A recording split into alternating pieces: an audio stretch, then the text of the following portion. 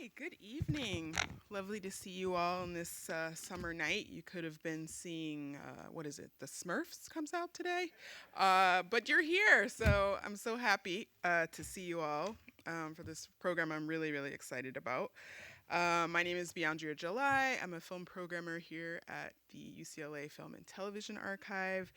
And welcome to the Billy Wilder Theater, which is where we have all of our programs.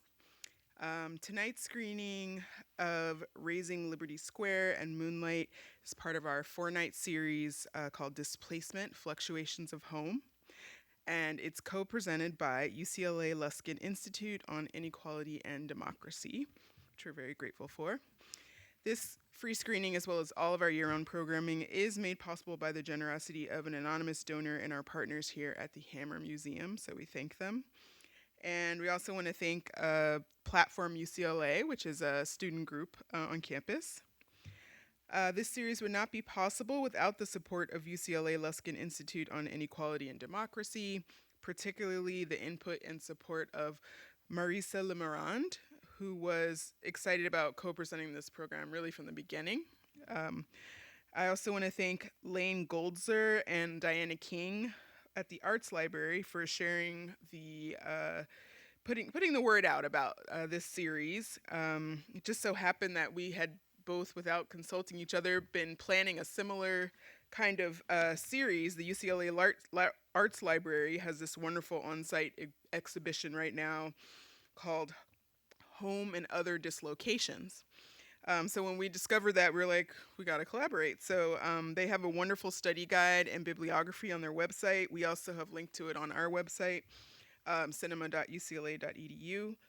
So we highly recommend you check out both the exhibit and those online resources. And I want to give a big shout out to my co-programmer on this program, whose really was the person that drove this whole series forward, Nicole Usedu, who is just so awesome, as well as our archive staff, without whom really none of these programs would happen. And just to give you a heads up, tomorrow night we'll be back here with some great films by two directors who are Palestinian women, talking about their family's exile and displacement. A short film by the experimental filmmaker Mona Hatoum, as well as Bye Bye Tiberius by Lena Sawalem. And the last bit of this series will happen in August with Ephraim Asley's film, The Inheritance. So you can sign up for our newsletter at cinema.ucla.edu, as well as our Instagram, UCLA FTV archive, and stay up to date with everything we're doing here. So let me introduce tonight's films. Curious, anybody here from Miami? No. Okay. Well, great. I know it's kind of weird to be doing this Miami-focused program here in LA, but so be it. It's also wonderful. So tonight's program is dedicated to Liberty City, a Miami neighborhood with deep cultural roots, a powerful creative legacy, and a complex ongoing story. It's where one of our guests tonight, Tarell Alvin McCraney, grew up, and it's where both of tonight's films are set. The spark of this program came while watching the credits of the film Razing Liberty Square, which I screen a lot of films for program consideration, and I just spotted there in the end, in special thanks, Tarell's name, because I've been thinking, honestly, how can I get Tarell to come to the archive? And I was like, I have it. So always watch the credits. They tell a story as well. I discovered when watching Razing Liberty Square that some of the key exteriors for Moonlight, where Chiron and Little grew up, had been torn down, actually. And my wheels started to turn as I thought about Moonlight actually as sort of like a historical document of a neighborhood that has gone through a lot of change.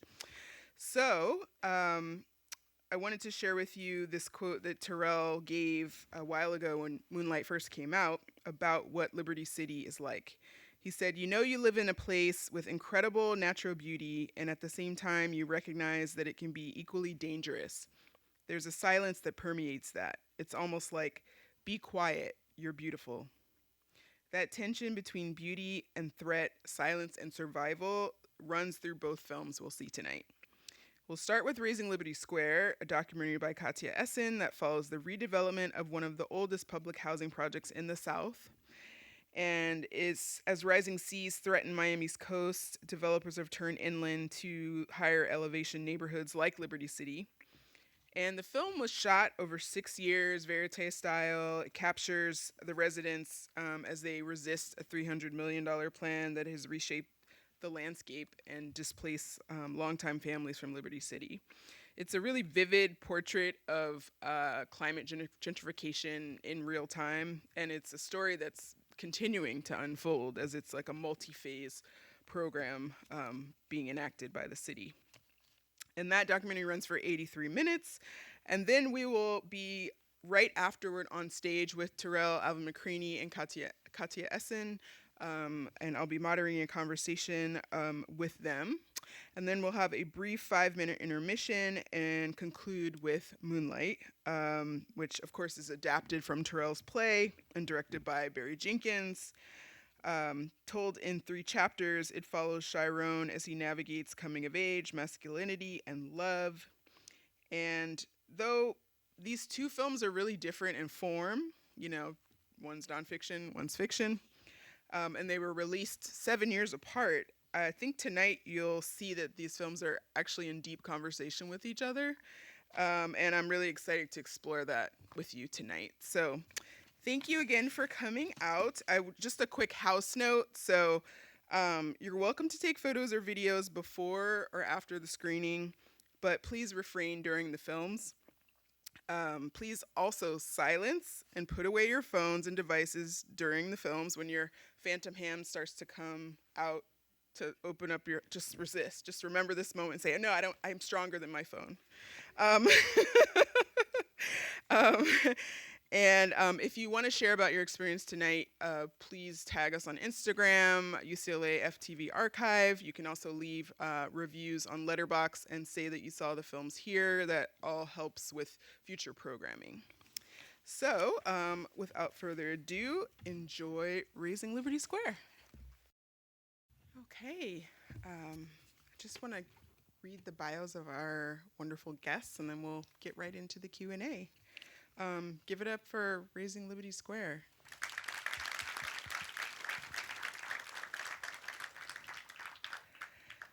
Tarell Alvin McCraney is the artistic director of the Geffen Playhouse, just around the corner, where he oversees programming and sets the theater's artistic vision. He is an Oscar-winning writer and playwright, best known for the brother-sister plays and for co-writing Moonlight, of course, which won the Academy Award for Best Adapted Screenplay. McCraney is also chair and professor in the practice of playwriting at Yale School of Drama and playwright in residence at Yale Repertory Theater. Welcome, Tarell. And Katja Esson is an Academy-nominated filmmaker known for intimate, character-driven documentaries exploring race, class, and gender.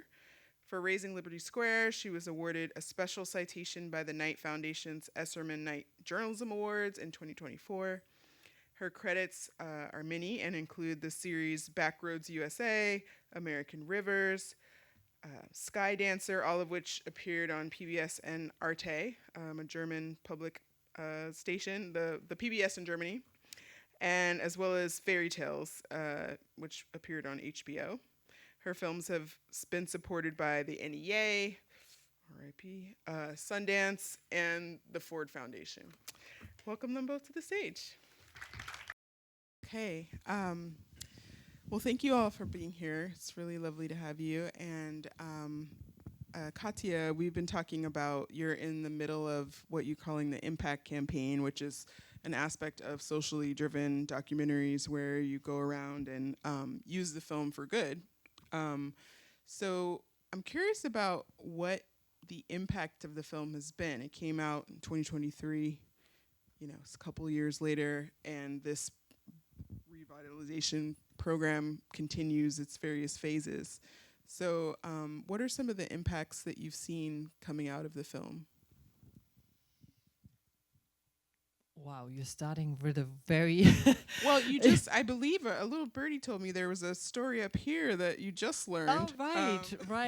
right. Yeah, so thanks for asking it. I'm the impact has been very hyper local. It has also been national. In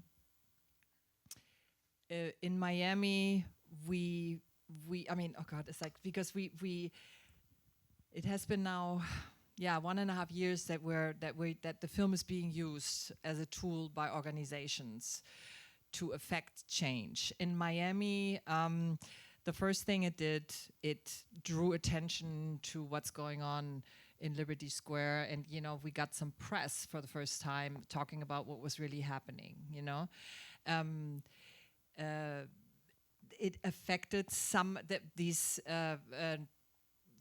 9 city blocks that Liberty Square is. Right now, the fourth phase, the fourth block has been finished. I want to hope that it has affected how they're building it, how they're treating the residents. Unfortunately, it hasn't done as much as we would hoped. People are still working in Miami, where it has had, I think the biggest impact is in New York, interestingly, where the same developer got awarded the demolition of the first public housing projects in Chelsea, and the organizers there, who are more organized, I want to say, than in Miami, they have been using this film for over a year now and showing it everywhere and like every week. And there it has really altered the course of what's going on. And right now renovation is back on the table. So I'm really proud of that. But Tarell told me something tonight that I got goosebumps, and I was so touched. I don't know if you want to say when you said when your father watched the film. Sure. Hi, my name is Tarell Alvin McCraney. I didn't even say hi. I use he, him pronouns. I'm artistic director at Geffen Playhouse, which is down the street. I'm very happy to be here to talk about this film, but also to sort of be testimony that this area is sacred ground. It's not just my story that comes out of Liberty Square, but it goes all the way up to the National Front. The mother of Ketanji Jackson Brown, who is on the Supreme Court, Mrs. Brown was my principal, and she grew up in Liberty Square as well. And if you read Justice Brown's book, you'll hear her talking about Liberty Square. It's the same Liberty Square. It's the same place that was a refuge for black folks in Miami going 4 or 5 generations back. And now that person serves on our highest court, writing dissents as best she can. And I mention that only to say, because it's oftentimes the legacy of what what happens in Miami is sort of glossed over by our sandy beaches and hurricanes. And I think my mother grew up in Liberty Square as well, which is where we filmed a lot of Moonlight. So when you see Moonlight, you'll see literally those buildings, the old pink and blue buildings, were buildings my folks grew up in. My father grew up across that yellow wall that they talked about in the film, that segregation wall. My father's family was one of the first a family of teachers who moved across that into the white neighborhood and got threats from the white housing associations to move. And so he still lives in that property, that house built by my grandfather. And after hearing about and seeing all of the information from Razing, he decided that the calls that he's getting for selling, he's not going to answer them anymore. He's deciding that he knows why these calls have accelerated. He knows why he gets notifications on his phone from Reddit and any other, and from Facebook, telling you to check the value of your home because it's increased in the past 60 days. And it's interesting that we don't think about those as the sort of small microaggressions that come in that keep telling you, yeah, you know, your house just went up $30,000 more, to people who could be starving or trying to make ends meet because the taxes are also so high. So anyway, yeah, because of this impact, because of the work that you're doing, because of the work that you and V are doing in the neighborhood, that information is spreading, and people are starting to understand it. I will say that just like in the film, uh, my grandparents said the same thing, which is that they're going to take this area because it doesn't flood. Flooding is not new in Miami. It's always been below sea level. We've had things like king tides forever, and I think there's a part where they talk about it. But king tides are when the full moon and the high tide happen at the same time. Miami Beach gets flooded. There's no rain, but all of a sudden there are pockets deep of water because the tide is in, coming back through the sewage into the street. That's been happening for time, and it got to a point where it's, if you have a Ferrari and you live on the beach and you know Ferraris are low, you can't drive your Ferrari. So where do you need to go? Well, you need to move inland. And so where could you move except on a 6-foot, 8-foot ridge where your car won't get water damage in the summertime or in the fall during king tide? So those are the little things that I think people miss, and that this film was so revelatory about talking about it in a very real experience in my life. And I was very proud of my dad when he said that. I was very excited about that. And just because now you hit me right away with that impact question, which I wasn't expecting, because I want to say that also here in LA, we have partnered with organizations like Power or California Green New Deal Coalition or the Beverly Vermont Community Land Trust, and we're preparing a screening for the Altadena residents, for example. So that's where the film is right now, and it has its own life. I'm partly involved, but really the organizations have the film and they're using it. There are many more here. You know, it's like Asian Pacific Environmental Network, Strategic Action for Just an Economy. Sorry, I had to write them down. There are a lot of organizations here that are using the film for impact. So. So if people want to find out about those organizations, unfortunately, this is a story that, is replicated all over, right? Like, this is a really intimate telling of what's happening in this particular neighborhood, but it certainly applies. And I actually, small world, live in a Beverly Community Trust property. So, so yeah, I know them very well. And some of my other people that I live with are here too, and they're all like, "We know BBCLT." Yes. Power, yes. Yeah. Okay, great. Anyone else? You want to call out? I know that's Yeah, that's awesome. I know that's right. Oh, that's Awesome. Nice. Yeah. I guess I wanted to just for a moment go back to you, Tarell, and so you've seen the film, your father, your family's seen the film. What is it like for you to see this change in Liberty City, having, grown up there, being part of 4 generations of people who've lived in this area? Like, what's happening now? Just what is that like for you to witness? The most interesting thing about it is, for me, is that I've had all the thoughts that are in the film, meaning that absolutely, like the head of Urban Related, I've thought, what if we can find a way to have some economic drivers brought back to the city? Because again, the livelihood of the city, the film is very accurate. In 1980, there was a riot that irrevocably changed Liberty City. There were businesses that were burned out. And there were cultural institutions that never came back. No one talks about that. They talk about the businesses, but they don't talk about the fact that my high school, New World School of the Arts, was started because the PAVAC program was at Miami Northwestern, which is the school that Barry Jenkins, who directed Moonlight, went to. And they had a world-class, like Fame, the movie. You've ever seen Fame? They had a program at Miami Northwestern that was called PAVAC, which was a performing and visual arts program that basically gave you dual enrollment in college while you were in high school to take arts classes, right? So you were basically at FAME, and you would graduate with an associate's degree. It was a junior college prep program. The riots happened in 1980, and the parents who were sending their kids from the suburbs to that school were like, that's dangerous. You need to find another school. And so they moved that program out of Liberty City to New World School of the Arts, which is where I went to high school.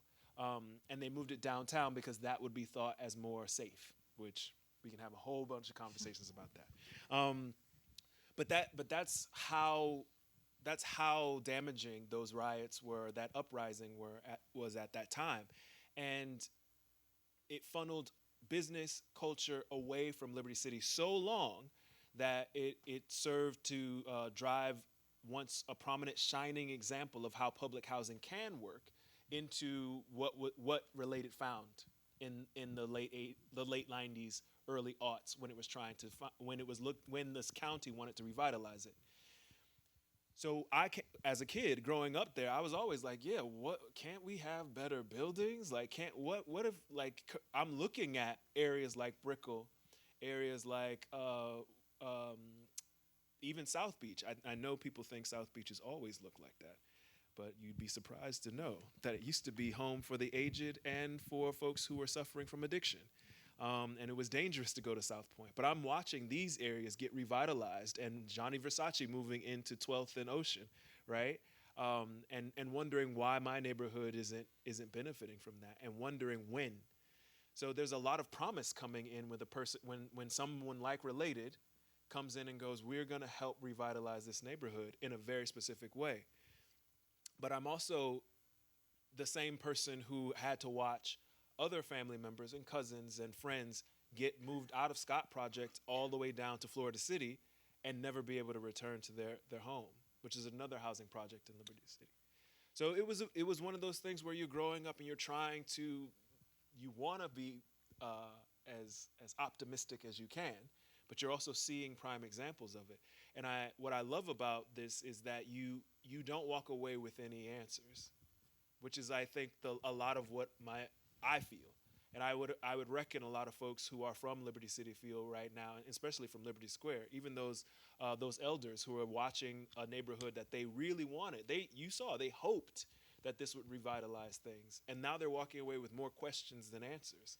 And I think that's important. I think it's important for art and art making and documentary to make sure that those questions live with us in a very palpable way. Yeah. Yeah, Katja, take us back to the first seed of the idea for this doc and how you connected with the wonderful subjects like V and Joshua's mother. I'm sorry, I'm forgetting her name. Sam, yes. Mm-hmm. And so tell us how you first started making this. Yeah, so I don't know if you noticed, but I have a German accent. So I was born in Germany, and I came to Miami to study film. And my claim to fame is that my first job in the film industry was a production assistant at Two Live Crew music videos that were still is always we were talking before, and I'm like, I never know who remembers Two Live Crew, but people always do. I remember. So my mom was in one of those videos. Which one? You cannot say the titles, probably, right? Probably, yeah. Because I was like, you cannot shake your no. Yeah. So, but they were all filmed in Liberty City. And at that time, I was a young film student from Germany. I had no idea. I didn't know anything about the Black history of Miami.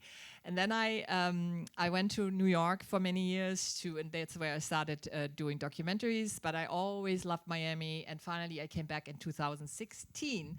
And I had the same, what you just said. I felt like, wow, what happened to the city? It exploded. The skyline had changed. All these neighborhoods, Wynwood, blah, blah, blah. But Liberty City had not changed.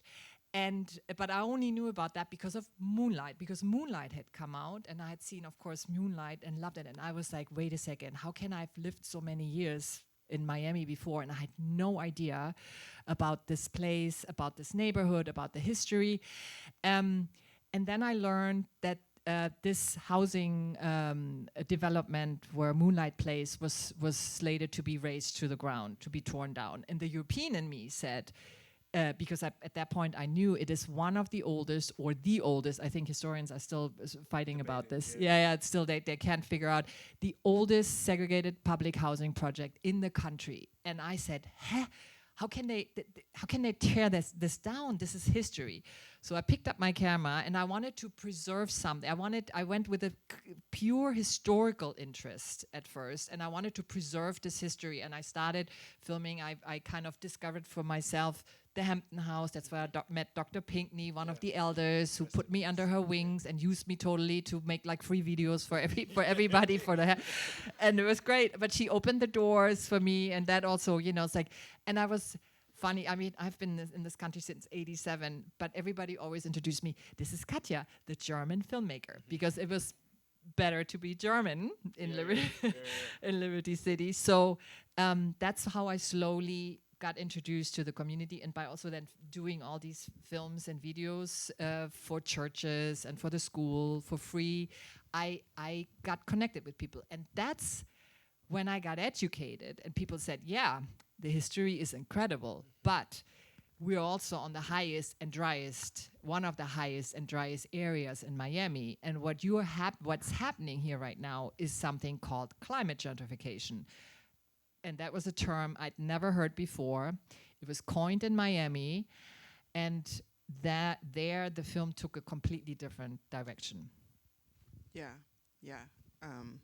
There's all these layers. I want to just talk about sort of this. I feel like there's a conversation happening between Razing Liberty Square and Moonlight. I mean, there's an obvious one, right, of location, but I'm curious about your thoughts on, as storytellers, what does documentary allow you to do that maybe like fictional storytelling doesn't necessarily allow, or and vice versa? What does a narrative like Moonlight allow you to do?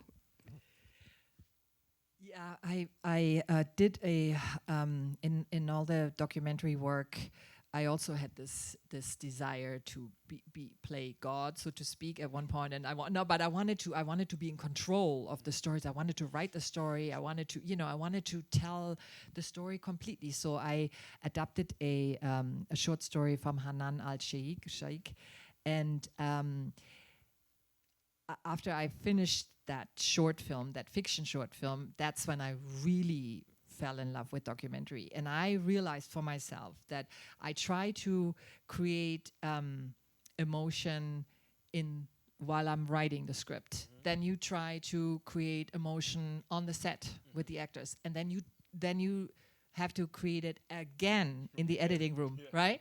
So it's like 3 times. And in documentary, you just get this emotion as a gift from people, and it's there.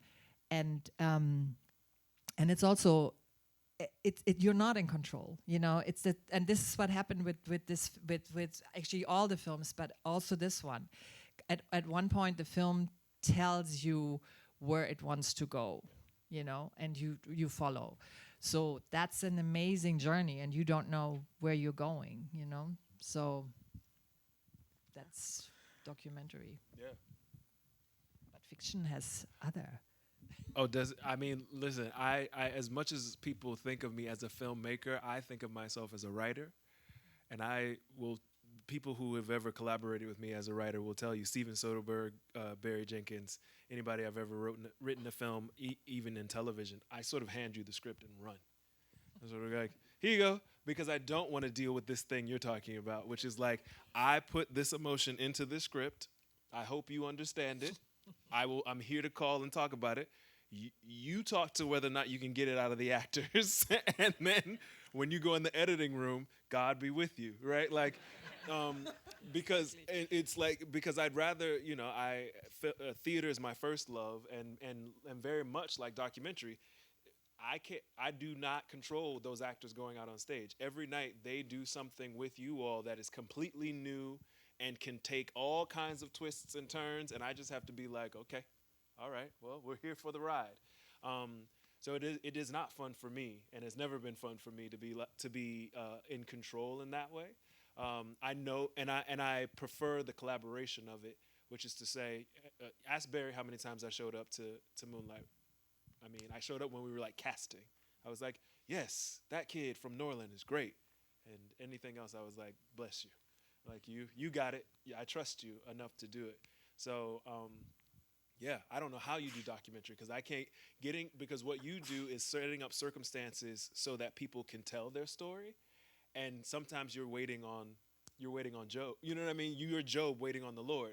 You're sort of just sitting there going, "All right, we're talking, 4 hours worth of talking. Now you now have to edit into something like that's a level of patience and that's why I'm always very grateful when you talked about the film.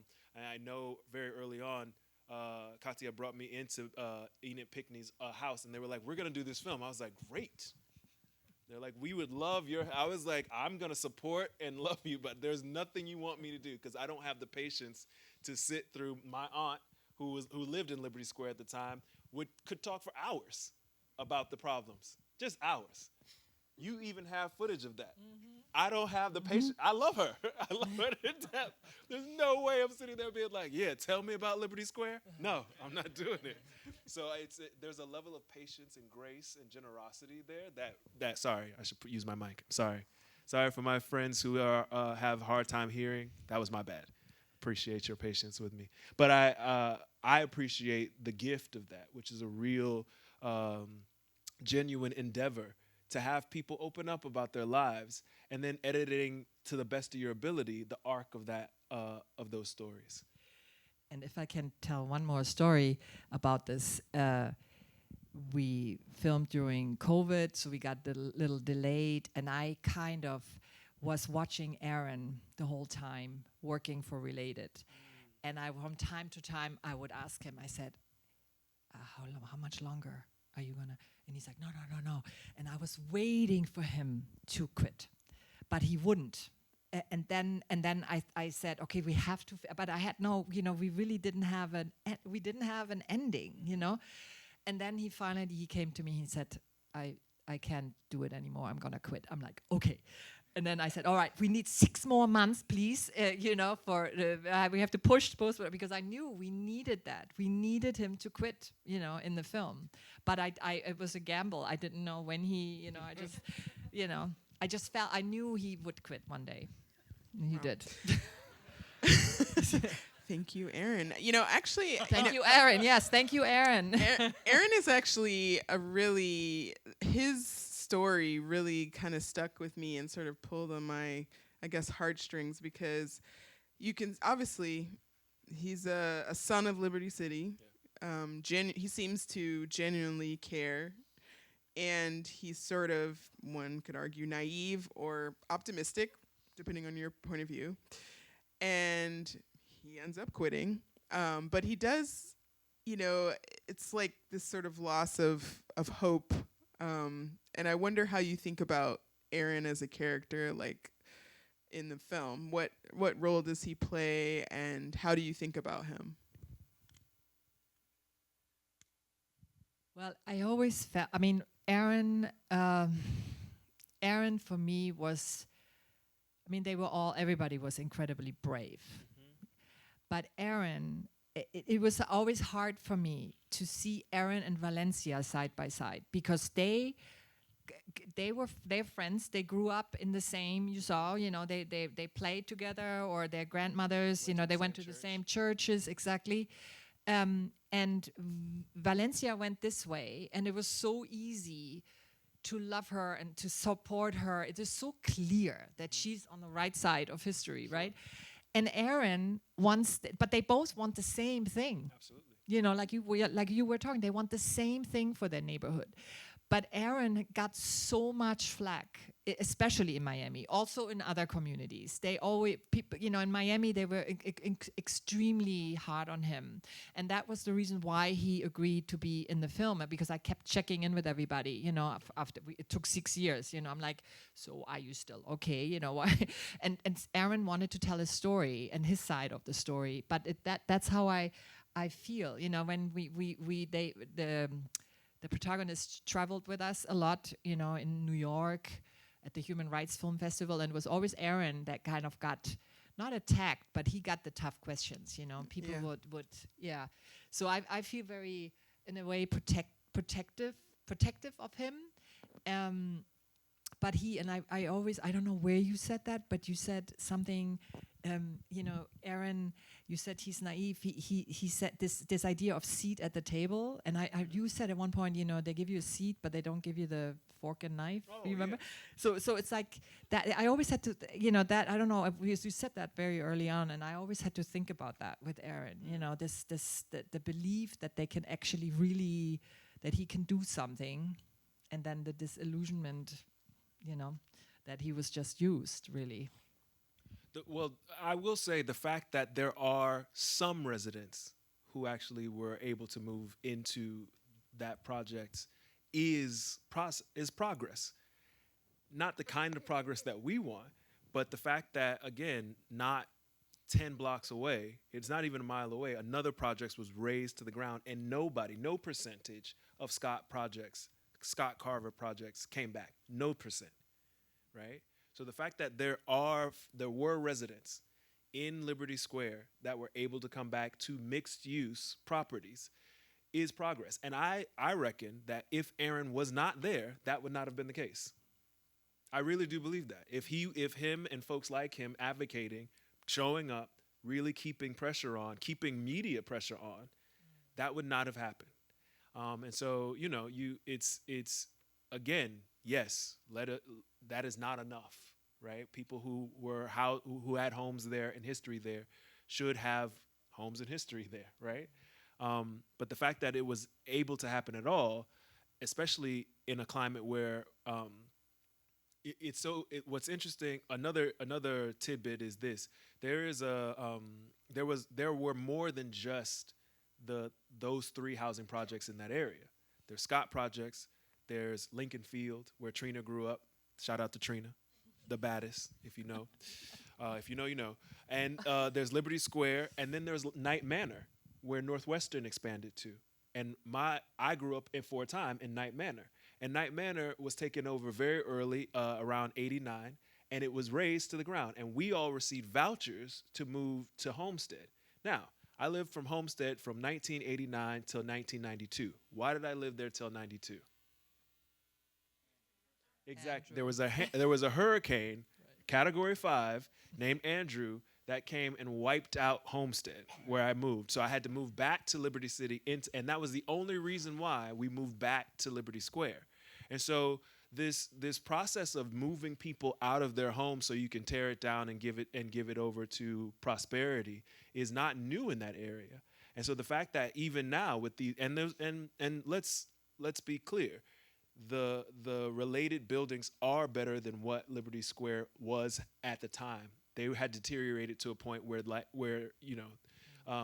it was becoming unlivable. And so the fact that some residents are there is a testament to Aaron and folks. The terrifying part is that I think about is like, if they weren't there, how much worse would it have been? Yeah. I want to open it up for questions. I guess I'll give you a moment. We've got one hand. Let's send a mic there. Hi. Hey, Tarell. Hey, I can't see you. This is Phil. Hey, Phil. So I want to thank you for making this film, Katja, because, you know, this is a story that's actually happening all over the country. You know, I'm from Chicago, and this happened, and I grew up in a housing project called Allgäu Gardens. It's funny, these names that they give these housing projects. Allgäu, you're German, so Allgäu is All Gold Gardens, but it's a housing project. So in Chicago, they've done this a lot. Now, and Cabrini Green is one of the cases that's really famous, where they kind of did a strange thing similar to what they did at Liberty Square. But then there's the Robert Taylor homes, which they tore down and said they were going to rebuild and move people out. That was 20 years ago. And what's so terrible is this a vacant lot, you know. And so there's Cabrini Greens, there's Algo Gardens, and so all over the place they are doing these,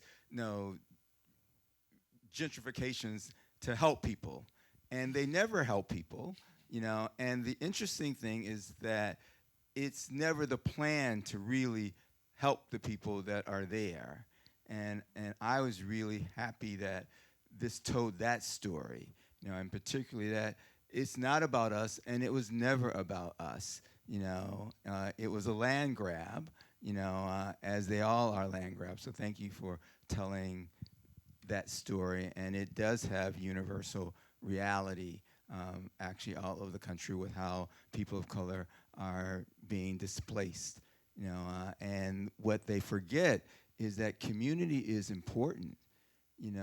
It was important to me to grow up in Algo Garden. It was important for me to grow up in a place where there were black people all around, so that it taught me that when the rest of the world was saying that there was something wrong with me, I had a foundation that says, you're fine just like you are. There's something wrong with them. And thank you for that. Thank Thank you you. for your comment. Since we have a pretty long night tonight, I'm not going to do the question answer for a long time. So if you have a burning question, please put your hand up and we'll take those too. And that will be all. So this person here, there's a mic. Yeah. Thank you. Hi, Katja. It's Betsy. Hi.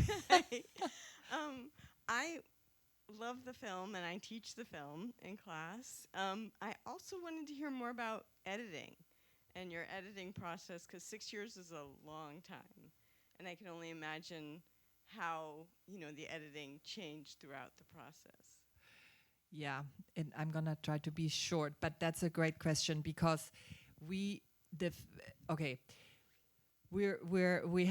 talking about housing justice, climate justice, racial justice, history. So it was an incredibly hard editing process.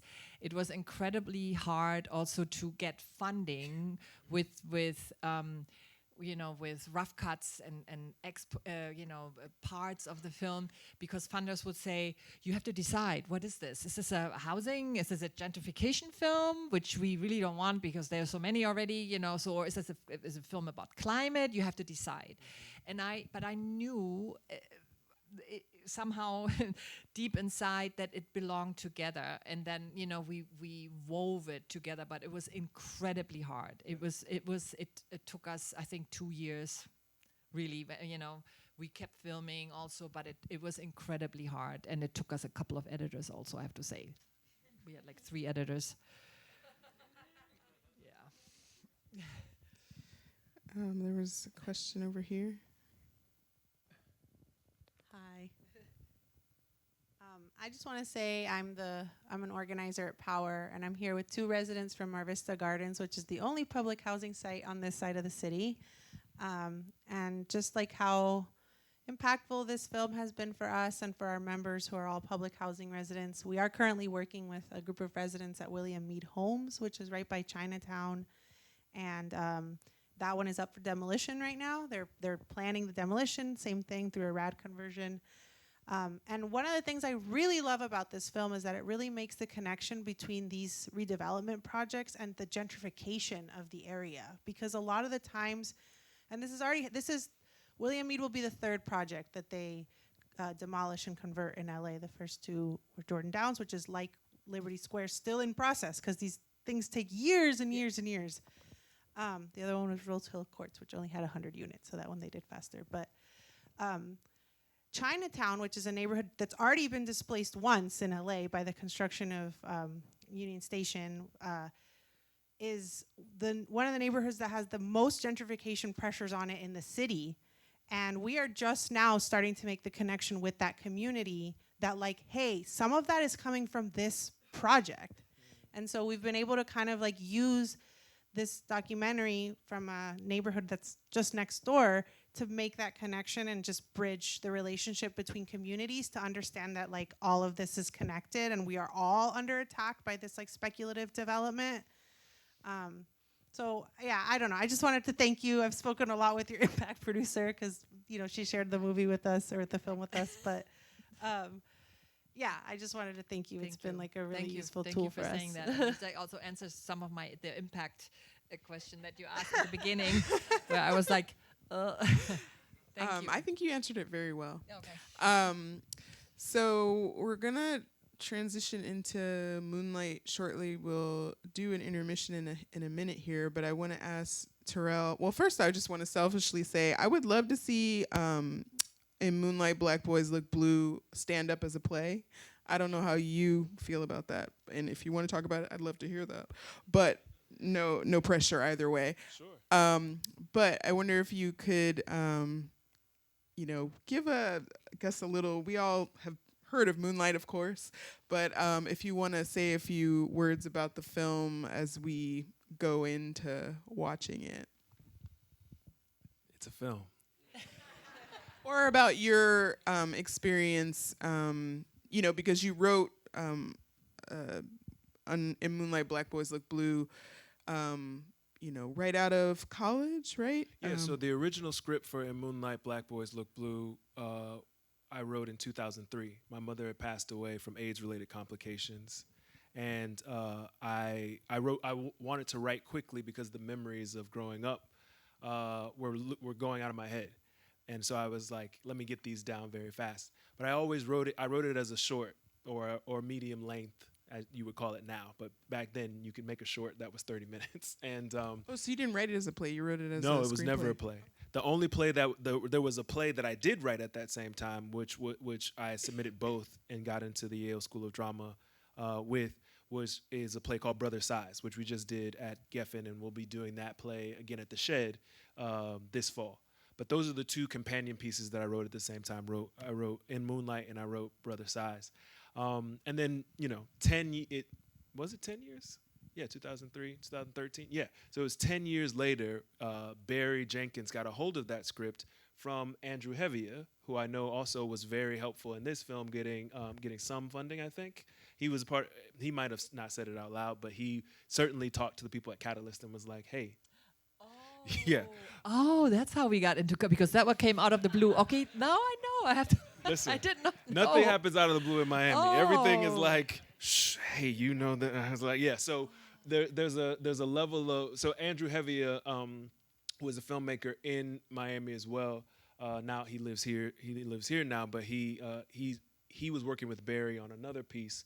I can't call Chlorophyll. And I had written another medium-length film that they were filming along 62nd Street, very near Liberty Square. And they kept being like, you two don't know each other? You grew up in the exact same neighborhood, and we had never met. And so he slid in Barry's DMs and sent him In Moonlight Black Boys Look Blue. And Barry was like, hey, are you going to finish this? I was like, it's finished. He was like, nah, you need to finish this. And I was like, all right. So I wrote some more. But Barry was like, no, okay, cool. You're not going to. I'm going to finish the rest of it. So the third act is very much about how Barry took and sort of extended the film, and that's how you get. It was then called In Moonlight, and then gotten shortened to Moonlight. Yes, and I believe the scene that you'll come to see of young Chiron learning to swim, that's from your life. Oh yeah, again, 2/3 of it is all me. Yeah, like the parts, but yeah, people love to be like, the swimming part's so sweet. That's you, right? I was like, yeah, but also the punch in the face is me too. You know what I mean? Like all of that is all ingrained. And I think, a life. I really felt like at that point, at 22, I had lived a huge chapter of my life in this place that people didn't think existed, which felt like growing up literally under moonlight, under this like very mysterious thing that, people were like, you grew up in Miami? Oh my God, you must have grown up on Star Island. And I was like, I couldn't even tell you how to get to Star. I mean, I saw it on the way to other things, but I never, And so it's again, what I love about this pairing, what I love about people being able to witness both, is that you're seeing the verisimilitude of a place, and then watching the interiority. You're getting to be able to see the sort of outer container of a thing, in Katja's film, and then you watch in Moonlight, and you're really getting to see the interiority of a life lived there. That little boy who kept saying like, "I get scared," and the first time I heard gunshots, I was like, I'm so glad that he said that, because now you get to watch Little, who grew up running through those same streets, try to figure out what a life is, right? So yeah, I'm excited that you all get to see it. I am not going to watch it with you. I've seen it a bunch of times, and my therapist told me to stop. So Understood. Yeah, the overhead shots in Raising Liberty Square are so helpful in situating, like those bulldozers, lifting the laundry lines out of the ground, and I couldn't help but think about, that pivotal scene with the mother and teenage Chiron, and it's just so lovely. If I do say so myself, it's a lovely pairing because it gives you as a watcher, both a deeper appreciation for Liberty City, but also for, just like you're saying, the interiority of both the city and the characters. And it's lovely to get acquainted with this wonderful community. So thank you both for being here tonight. Really appreciate it. And we're going to have a 5-minute intermission, a real 5 minutes, like not a extended 5 minutes. And we'll come back and watch Moonlight. enjoy. Thank you so much.